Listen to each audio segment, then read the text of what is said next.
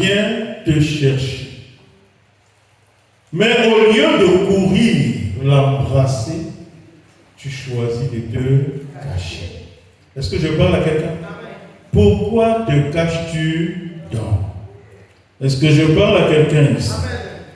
À mon avis, je pense que ce qui arrive à l'humanité de nos jours n'est rien d'autre que la conséquence du choix qu'ont fait les premiers hommes. À savoir, choisir de se cacher loin de la face de Dieu, alors que Dieu ne recherchait qu'à communier avec eux. Amen. Ce qui arrive aux hommes, aux humains, et dont ils s'en plaignent, provient de ça. Dieu, ton Créateur, a voulu communier avec toi. Il a voulu te dire des choses dont seul lui peut te dire. Il a voulu te faire connaître des choses dont seul lui, alléluia, est capable de te faire connaître.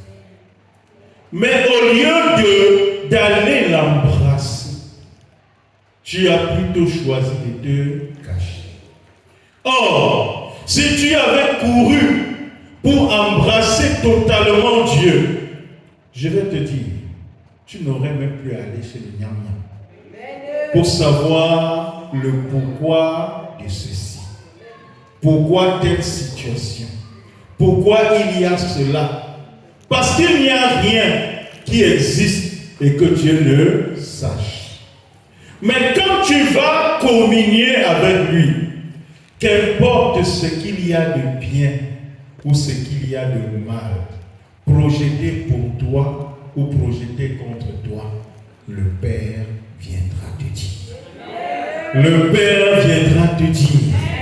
Il pourra te dire 6 mois avant que tu seras nommé. Il pourra te dire 3 mois avant qu'en ce moment on te dresse un piège à tel endroit. Il pourra te dire, est-ce que je suis en train de parler à quelqu'un? Mais pour qu'il en soit ainsi, il faut que tu fasses quoi? Communier avec lui. Embrasse-le.